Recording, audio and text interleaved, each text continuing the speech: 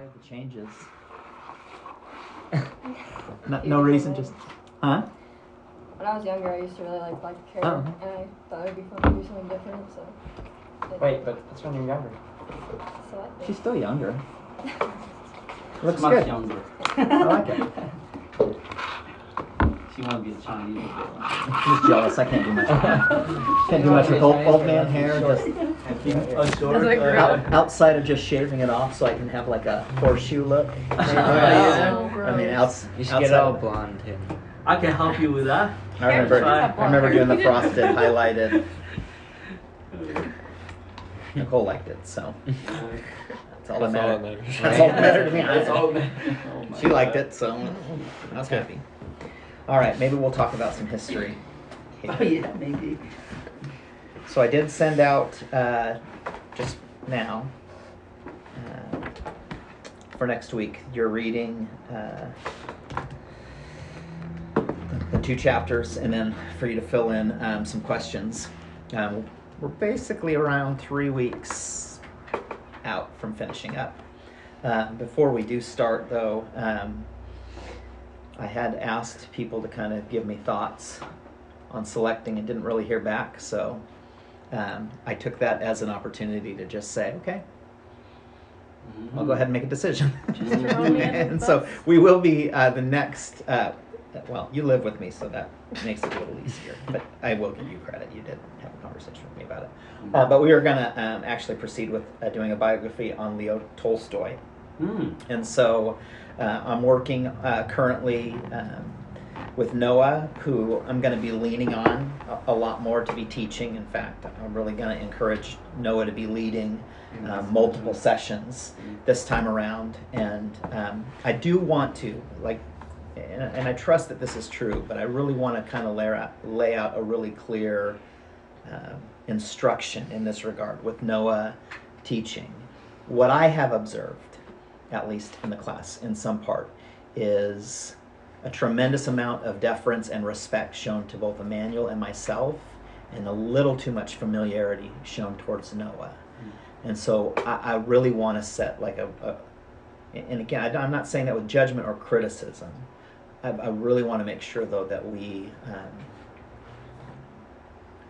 honor Noah with the respect that is due as a teacher, in the same light that you guys would, whether it was Emmanuel or myself.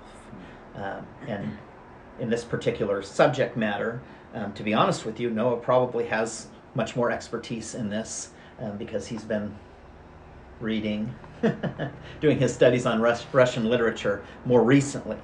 And so in that regard, I look forward to, with eager anticipation as well, learning from Noah as well. And so I've mapped it out to cover this and talk to Noah in part this morning about that, is we won't do necessarily a reading of a book, a biographical book, although we'll certainly have videos and things like that we're accumulating and have weeks broken up.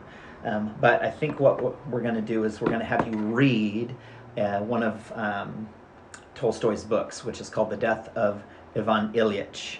And it's actually a novella, so it's not. We were thinking War and Peace, but that's over 1,000 pages, and I thought maybe you guys would get a little overwhelmed with that. I think I finished 3 days. Yeah. I did not. Yeah, right. And so we'll do a little bit shorter reading. And so I'm going to order books for those who want their own copies. I don't know how many of you want to share copies.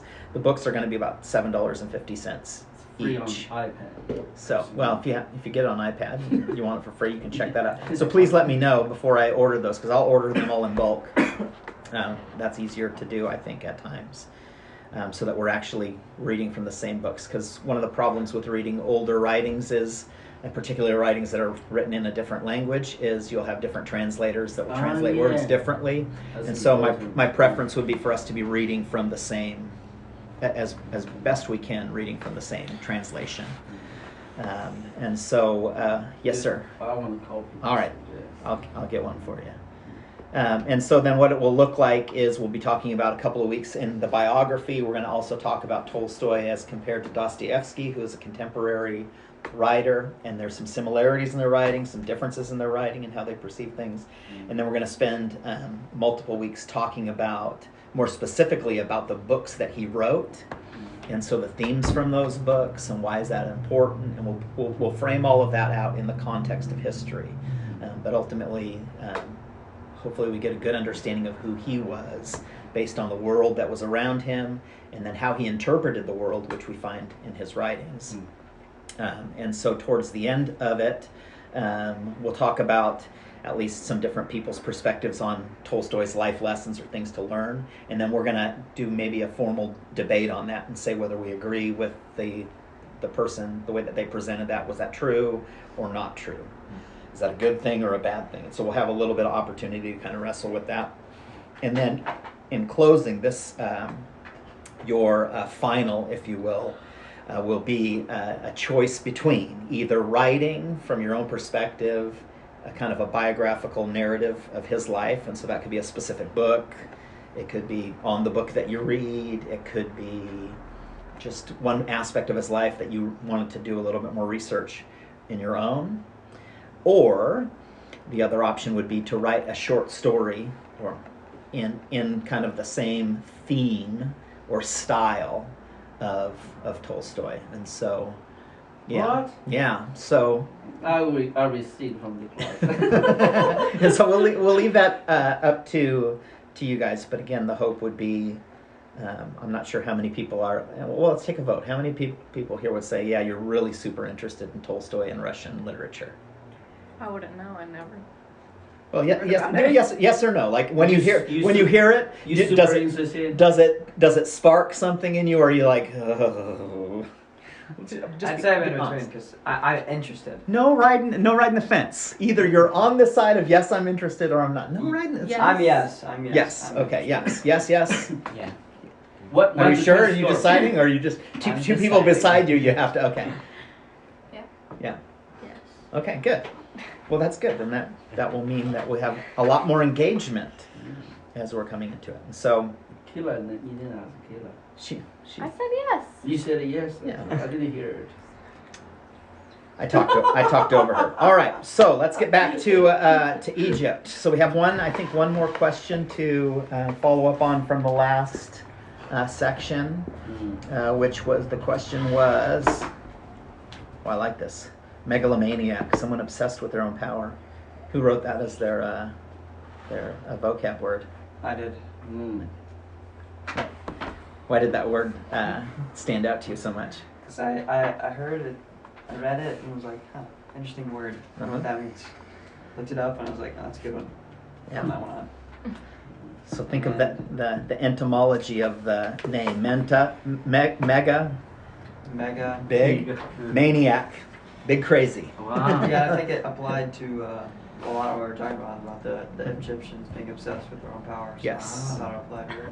Can you think of any people in our modern, and you don't need to say their names, we don't need to diss on, but can you think of anyone, for any of you, that you would consider to be megalomaniacs?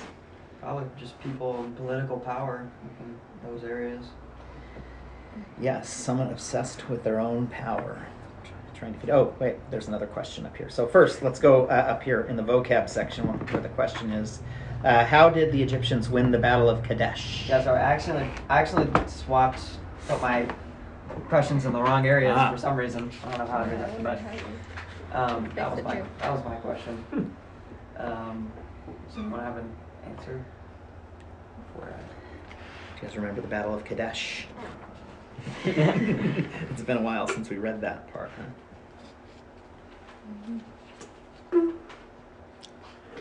I remember that the river ran with blood. That's all. That's a lot of blood. Oh yeah. Well, they won because of the expert battle plans of the king. I forget his name. And because of the courage of the king leading his soldiers, and I think because of the knowledge he had of battle, and I think that's when around the time that a new way of battling came around with chariots and stuff, and like those soldiers that they would get from somewhere, right? Mhm. The ones who were really experienced in battle. But yeah, more of a just kind of because it was even a situation where they were losing pretty greatly, and he was able to pretty much turn the whole thing around. Reminds me of the scene in The Hobbit where he cuts off Asog's hand and they win. But yeah, I had a different application for it, but it's been so long I can hardly remember.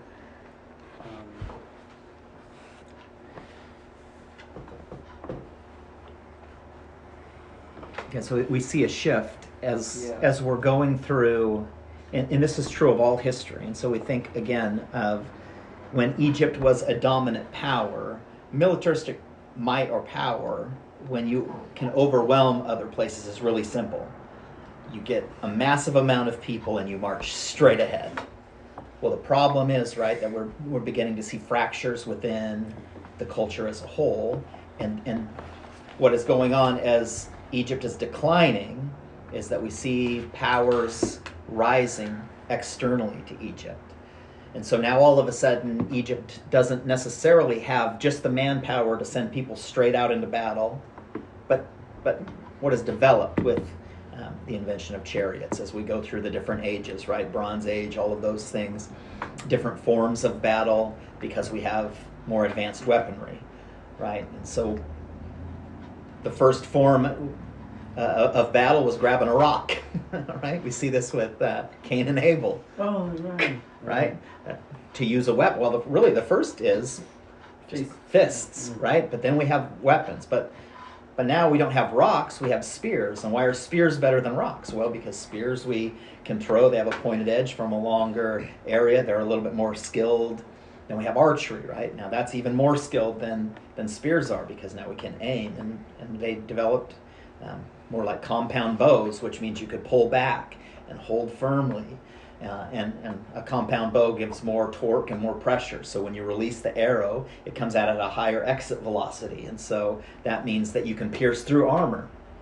And so different kinds of armor. But then we even have more advanced armor that takes place. And so we see it with all of these advancements, right? I think is what your point is that now we have to have some strategy involved. And so people that won battles didn't necessarily anymore equate to just the people who had more manpower. If you had more skilled, a more skilled army, you are much more likely to win the battles. And so we see things, tactics like flanking your opponent and doing things like what was called feigning, where you would send a certain amount of people into a position to get the enemy drawn in, and then you would pull back. And so you would pretend, well, then you could again flank, which would be to come around the outside. And so we see that the charioteers are kind of a very first model of what we know as the modern cavalry. And so the cavalry was like horseback riders and things like that. And so a man can run pretty fast, but you cannot outrun a horse. And so cavalries, archery, all of that sort of thing would be used to surround, right? We also see the use of espionage and people who would be implanted in to get information, or scouts who would go out and scout. And so yeah, the Battle of Kadesh is won largely in part due to the prowess of the commander, the one who can kind of see the bigger idea or the battle plans. And so yeah, I mean we see kind of more a modern understanding of military might that is not simply just about sheer numbers. Obviously sheer numbers are of a great value when you have less advanced weaponry. But imagine today, it doesn't matter how many numbers of people you have, if you're advancing against tanks, I mean, you can have people running towards tanks. That's not much of a battle, right? You can have people running across an open field when you have a fighter jet coming in. There's a whole different thing, right? So tactics play a much more significant role as we progress. Now that was always somewhat true, but by and large, we see that armies would just be sheer force. In fact, we see kind of that translated into the American Revolution. One of the reasons that we fought so well against England is there was a time where fighting in war was meant to be a very civilized thing, and so you were meant to march in Yeah. order. Well, the Americans didn't fight that way. They fought with guerrilla warfare. They hid behind trees and they shot at you Yeah. from protection. Well, that's a much better way to fight if you're trying to win a war with some level of strategy. To attack like Indian. Yeah, right. Well, right. They learned that in part from the different wars that they took in the New World, and so we see that there's with the advancement of weaponry and things like chariots being introduced, that there is now a different way to fight. And yet, what is interesting we see is that even as Egypt is advancing in its military prowess and its understanding of strategy, it is still extremely vulnerable to outside enemies. And the Battle of Kadesh actually leads us into what we're going to be talking about here as well in the next few chapters. And so, again, a really good question. Why did that question stand out to you? When I was reading, I kind of like battle in a sense, and that battle tactics seemed very interesting to me. So, in the story, when they were failing but ended up being able to succeed in victory, just stood out to me, and I wanted to just have that question. 'Cause I just thought it was a pretty interesting story. I didn't read the book. The battle between Egypt and Assyria. Someone. Kadesh. It was a much more localized. And so, so we're still historically outside of Egypt. Most other regions were much smaller. Oh yeah. We wouldn't think of like broader term. Is Kadesh not the same place Moses camped? Got allowed Moses to camp for long. Yeah, and so we see a lot of what the battles will take place now are biblical. Okay. Yeah, more epic It was biblical. a struggle between some Hyksos. Is that how you pronounce it? Hyksos? Hyksos, yeah. Hyksos tribes, so specifically the Hittites were what they were Yeah. fighting against, I think. Yeah.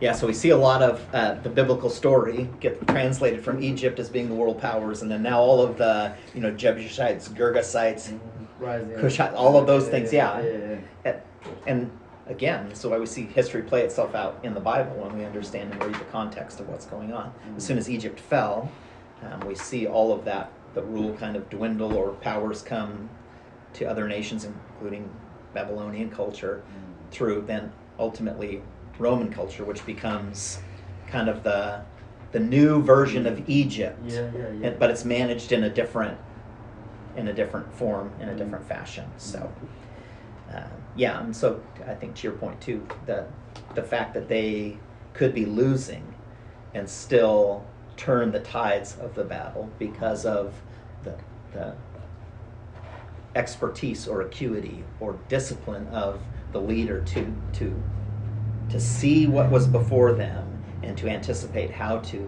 head off the enemy, which I think that gives us a lot of spiritual insight in not only being aware of what is happening before us, but thinking how do we fend off this attack? How do we address that? Good. All right, next question. Why was it believed that only the Pharaoh could make offerings to the gods and not the Egyptians?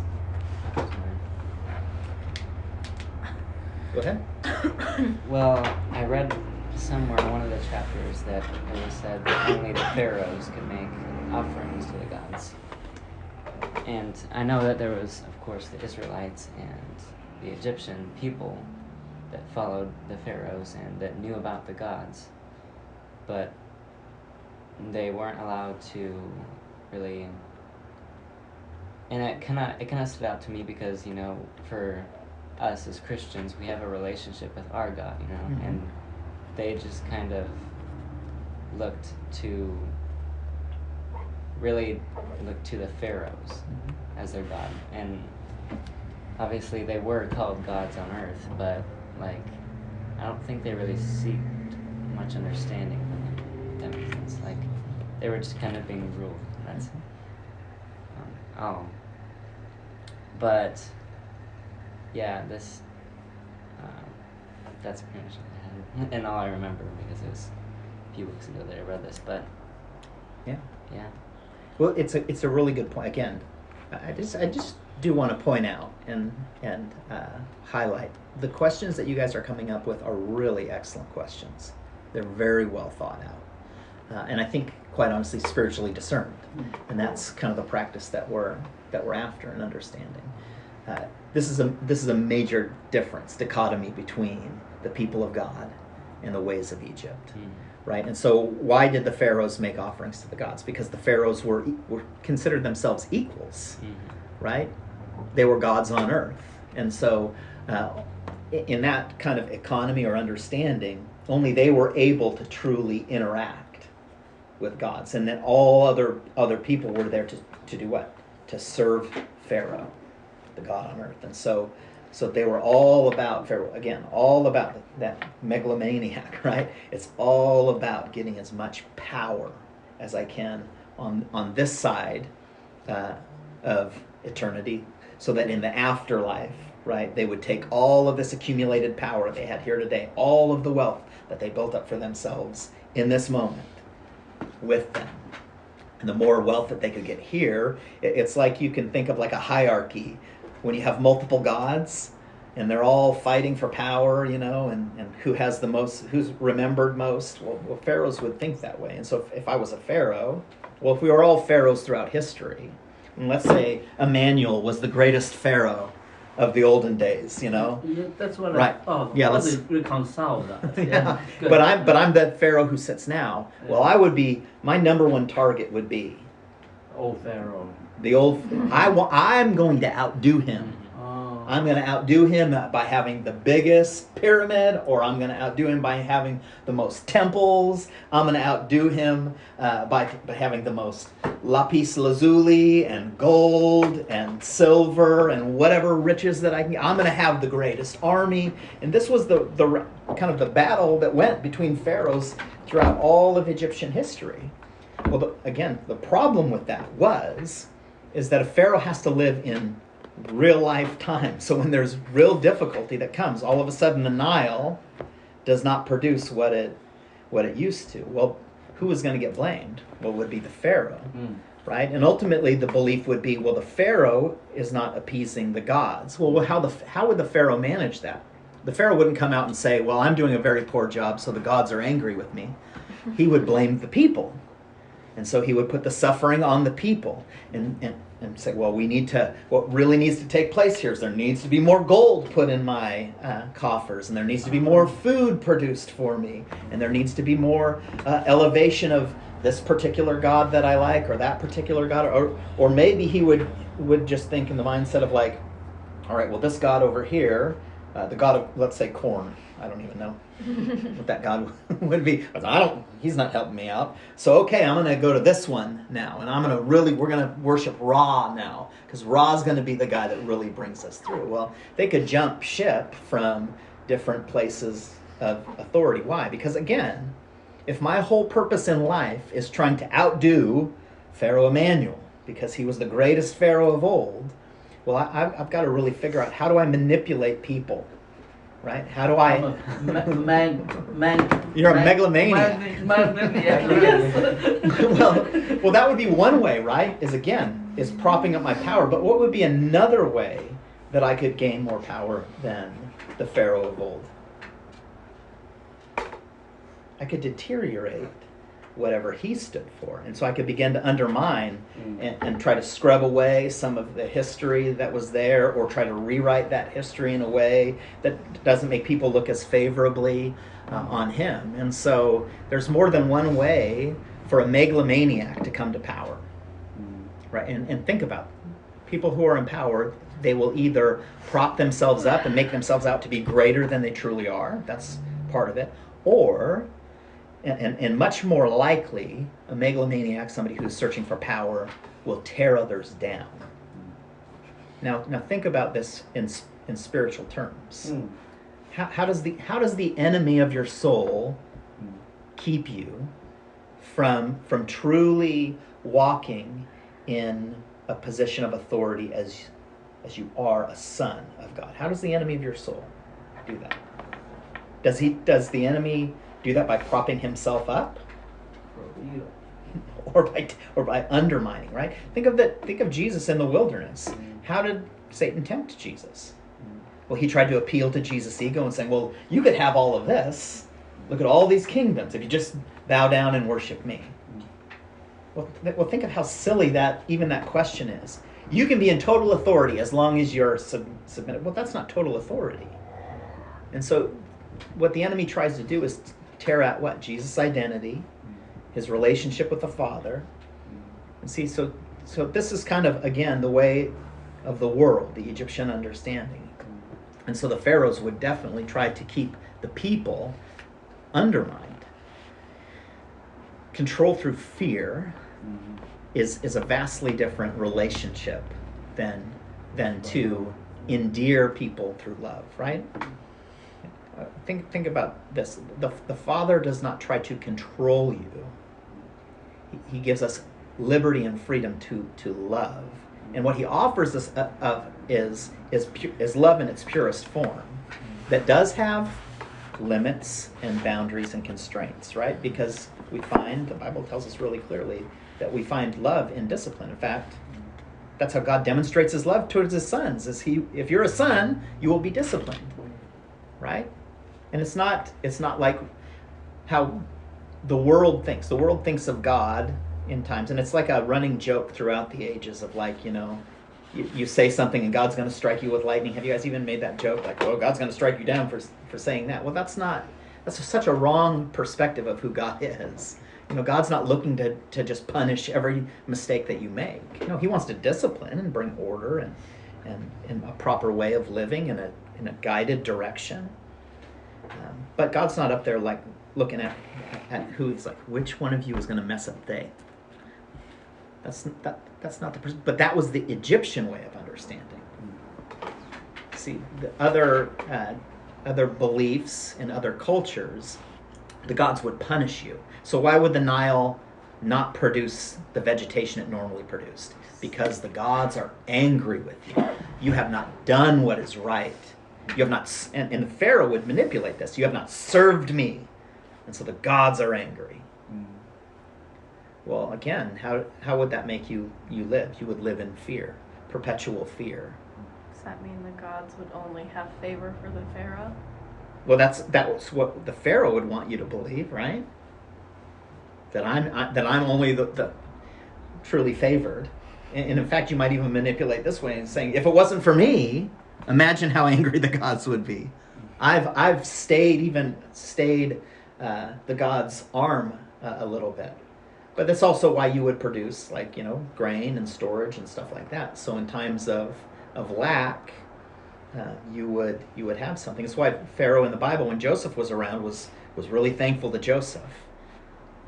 And we even see Pharaoh at that time kind of defer to the God of the Israelites. Mm-hmm. I mean, right? There's a position that Joseph has put in as a foreigner that was really, I mean, when we read everything that we read in Egyptian history, that was contrary to the way the Egyptians would do things.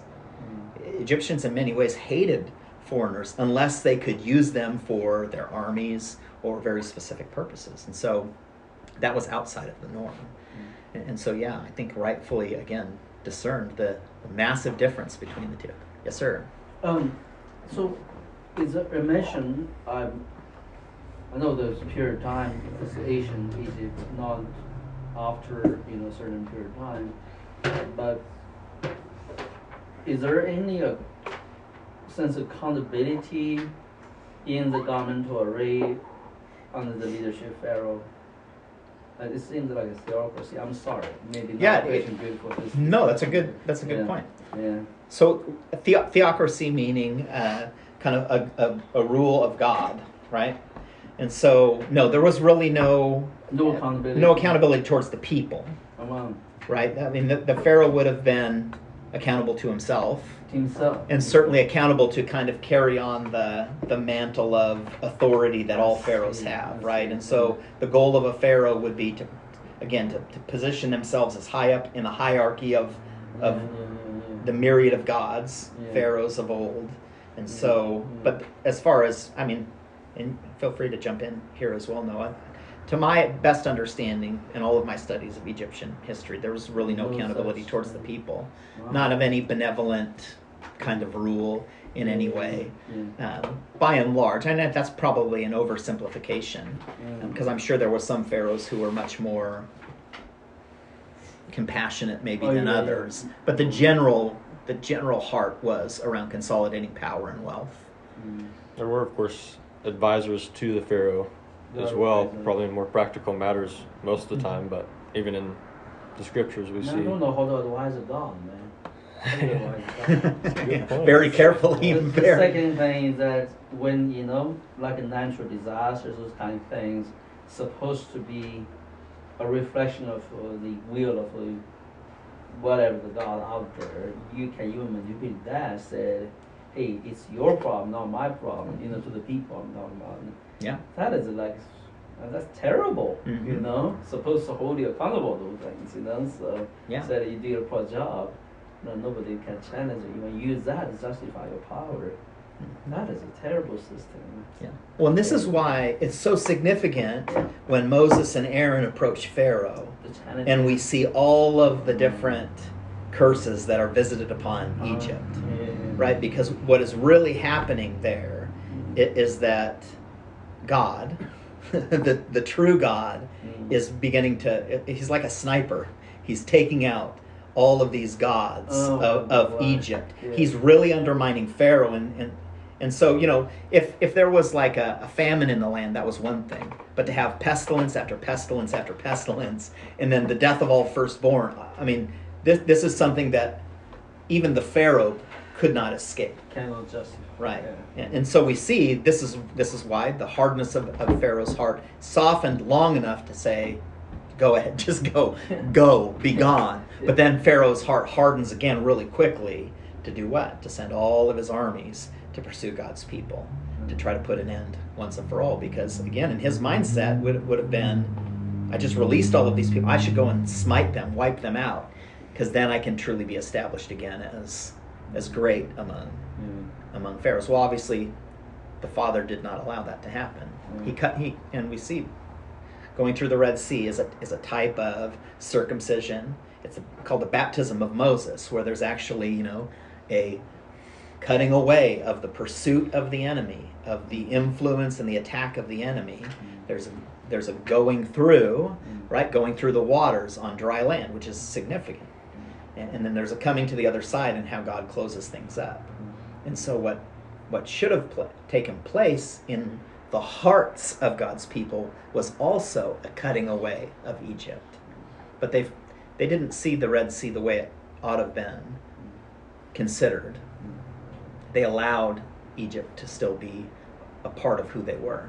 They didn't truly say, okay, we're done with that chapter in our life and let's get into that promised land, let's slay some giants, let's set up shop. It was nope, it was, shouldn't we go back to Egypt? I'm hungry, I'm thirsty. It's I want my garlic. right. Another Well, you're like interesting thing about ancient Egypt or the Egyptian empire as an ancient civilization is you can see this form of government, and I guess it was somewhat of a theocracy because Pharaoh represented himself as at the least an embodiment of whatever god he was promoting at the time. But there were just so few, I don't know what to call them. There were so few critical thinkers in a sense, and if there were, they were very, very effectively cut down to where there was no voice that was to lead a reform in a sense of the way things were. Because we see later on in history there were many instances of men or groups that had ideas that they tried to embody and then brought about a reform in a kingdom or a system of government. Yes. Obviously, we see that having happened really only a few centuries before now. So that happened way later in history. But it's just I guess it's primarily an aspect of ancient civilizations Yeah, it's crazy, huh? in which there weren't individuals who tried to voice or spur on a change in a system of government. The closest they came to that was only a few chapters ago. We were reading about how the famine became so strong that there were revolts, but it was not on the base. It was the idea or the main energy behind those revolts were not as much we need to reform this ancient system of rulership, but it was rather we're hungry and we need food. And so, I don't know, the minds of the people were, for the longest time, held under a really strong suppression. Yeah, They were, to enhance that idea, I think that's why President Reagan around his time, because most are still monarchies, empires. He was looking at American still with such a determination. This experiment of a human dominant need to be sustained. I think also that's the reason why they want to win the battle. They easily can part the way with the South and say, let's do our own thing. But they feel American have an idea to fall for. That is a founding dream. That is, we'll do life together differently as a government, as a nation building. So anyway, go ahead. Yeah. Go ahead, Two brother. and that's a good point. And we'll transition. We'll pivot here. But the two cultures that we've studied, American revolutionary ideals, right, and Egypt. And what is the difference between America? Well, it has been said about America that it is a government of the people, by the people, for the people. Compared to, and America has all of its faults, but at its best form, right? It's about we. So far, the best dominant existence. Yeah. Yes. Versus the ancient Egyptian empire serves as such a contrasting backdrop to like Greek ideals, which came up, or we're actually coming around the time that we're in now in the book, and that's why those ideas were so idolized later on. Is because when put against something like this, where you have basically a people that might as well be considered slaves under this ancient regime of ancient Egyptian rulership, those ideas, I mean, they're even now and today. Well, just in our current systems of government, which all seem to, at least looking way back in time, come from those Greek ideas of democracy and the freedom itself. Yeah. It's against a backdrop like this of ancient Egyptian, which represents ancient history, that those ideas seem so valuable and I idolized. think that's a good topic down the road when we discuss about it. Where American thoughts came from and experiment different government forms. Because that's very important, merely for the events of history rather than the idea of history. Yeah. In government or self-government, so good. Yeah. Yeah, and that's it's a good transition. In fact, if you will open up your books, and we're just going to read the introduction here on 363 to the whole next section. So we will take 2 chapters for the next 3 weeks, and we'll kind of we'll focus on that as we close down our study. And I'll just read through it here. But to Noah's point, Where is that? it's 363. We should be at the part 5, change and decay. And so we're going from 1069 to 30 BC.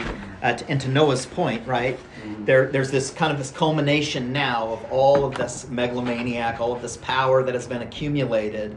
But now we're coming into a time where people are going to begin to push back against this. And it's not an individual in Egypt that stood up, but what happens is there's external forces. So Egypt is beginning to crumble and falter, but the foreign powers are beginning to become greater. And so now Egypt is truly, for the first time, going to meet its match with external outside forces.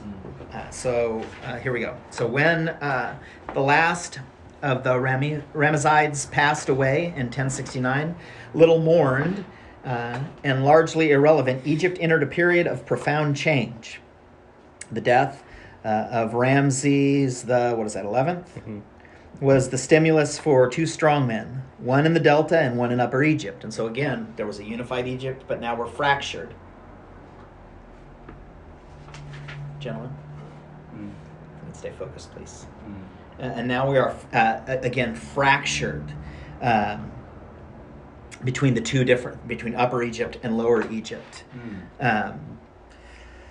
To assume royal titles and attributes and to divide and rule the country between them. Whether the formal bifurcation of the two lands represented an outright rejection of the pharaonic ideal or of national unity, or merely a return to a more natural state of affairs, it ushered in long-lasting era of political fragmentation of a kind not seen for 1,000 years. And so the point the author is making is one of two things are happening. Either there's kind of this rejection of this old way, and they're coming to understand that the way that we've always done things here is not working, or if it was just a natural progression towards kind of decaying and it's getting back to a more natural, the way things should have been.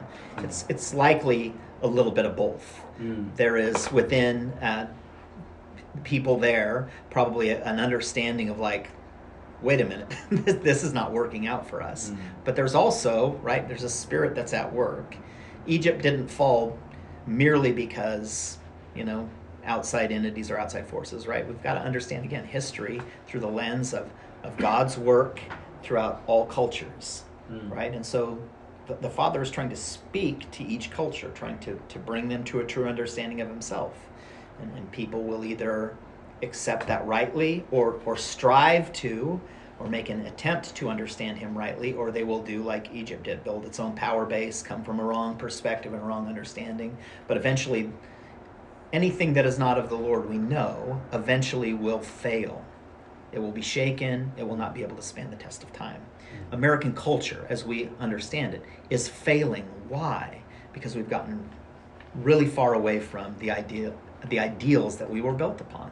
And anytime you veer from the right course, the prescribed course, right, difficulty will come.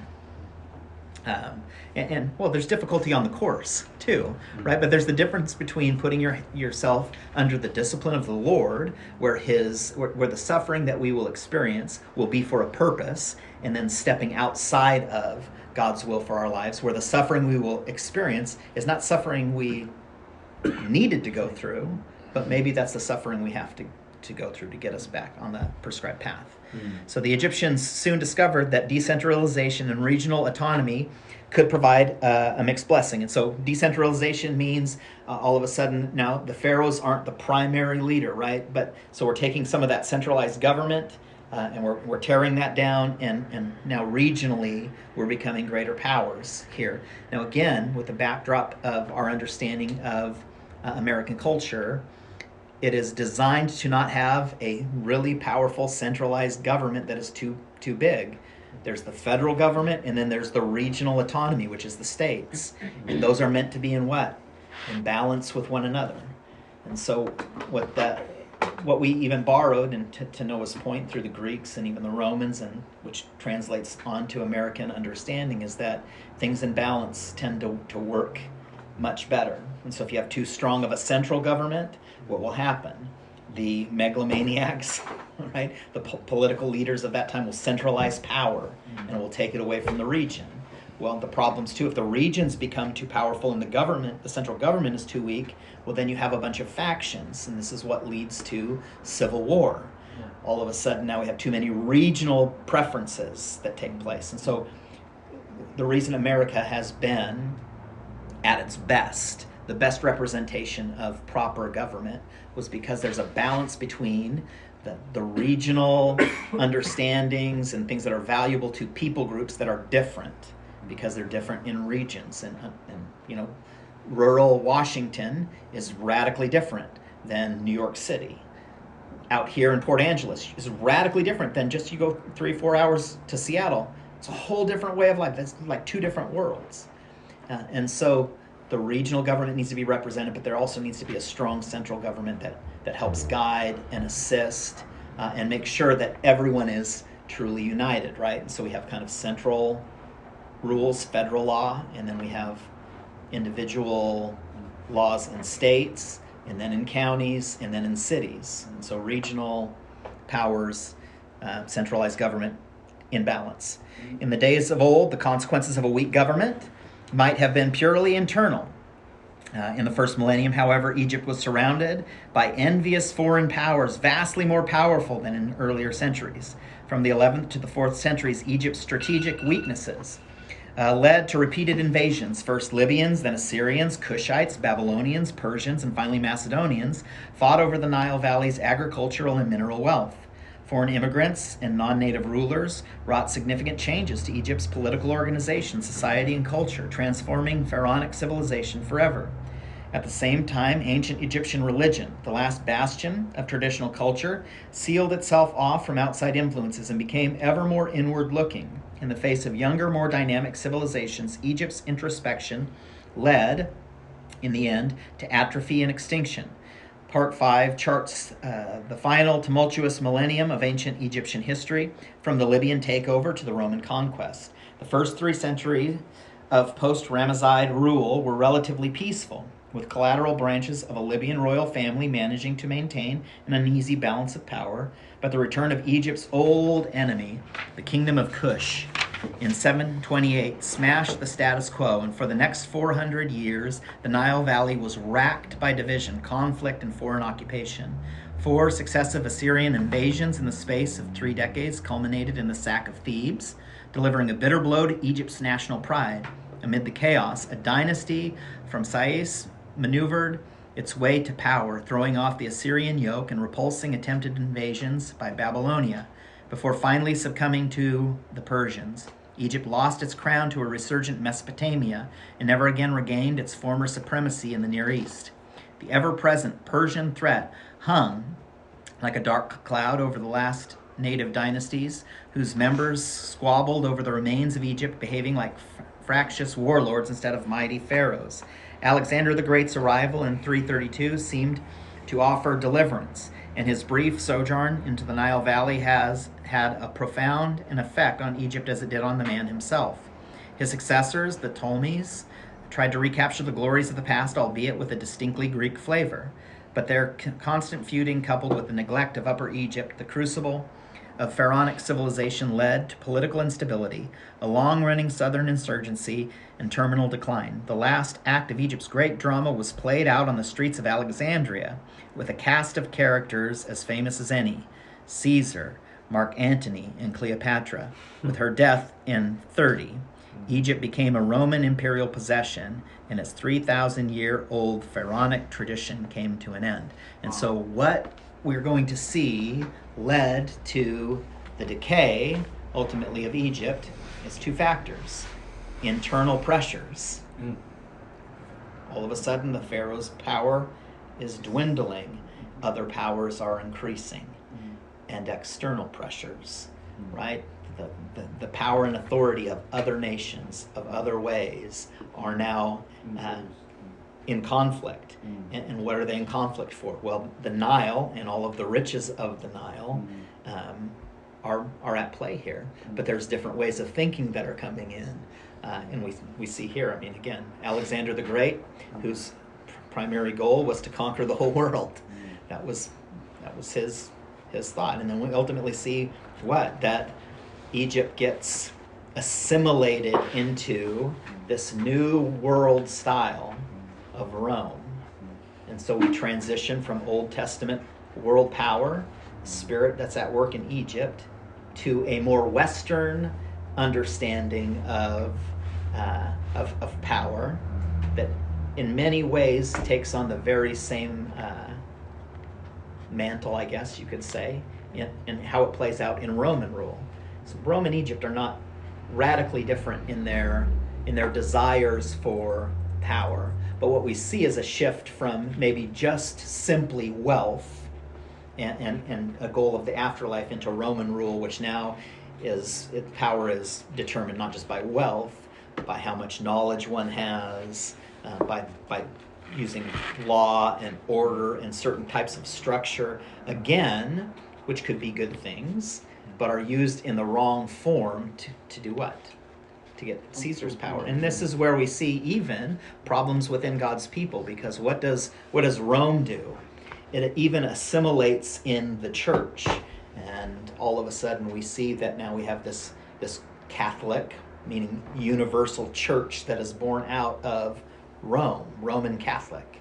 And so their understanding then would, in that church, was to kind of to take the way that the world modeled things and kind of put an authority in the church. Well, the theocracy, which was a fractured version. It was not the version that God certainly desired for his people. It wasn't even emulated in the life of Christ. But we see again how the spirit that started, right, the spirit of the world back in Egypt, has weaved its way like a serpent throughout all historical mankind and cultures.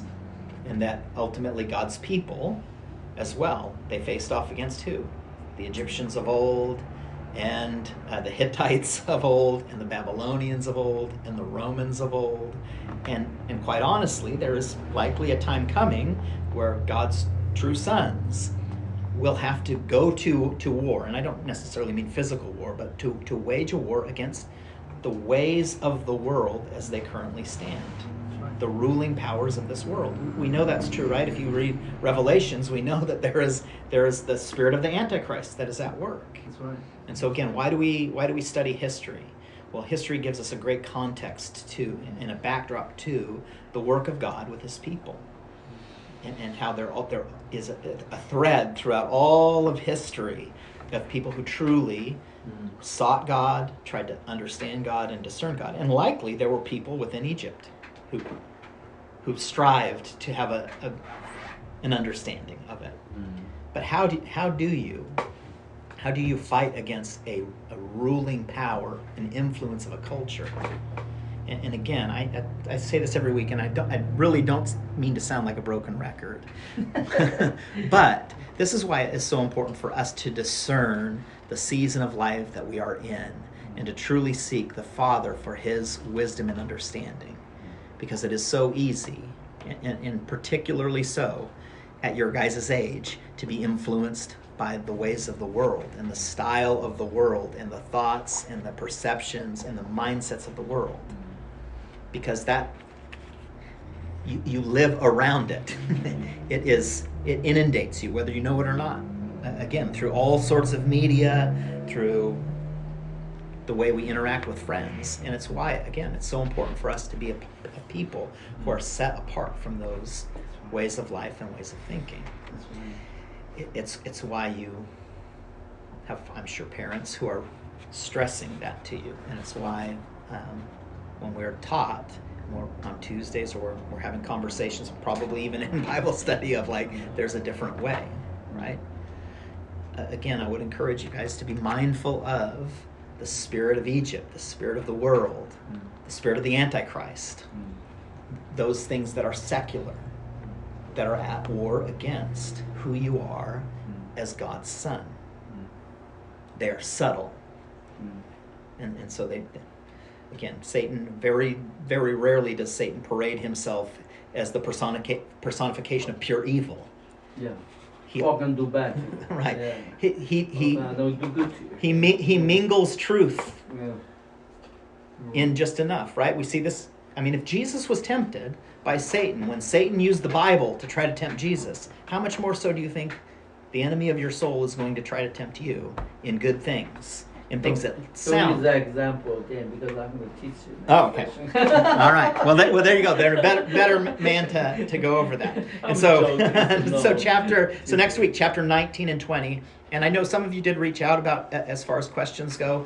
And so what I don't want to do is, and so let's just clarify here. Don't feel compelled that you have to come up with a question.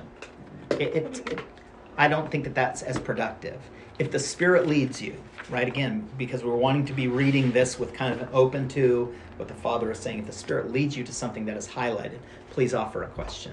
But don't do something because you feel like, oh no, it's Friday, tomorrow's Saturday, I've got to put a question down. Well, I would much rather talk about things that are really sparking something in us than to merely just do it because we think it's an expectation. And so be released from the pressure of. But I will say, again, if you have read these chapters, it might not be a bad thing to go through it, because really the practice of reading this should be reading with the mindset of the Spirit of God at work, trying to highlight an understanding for me.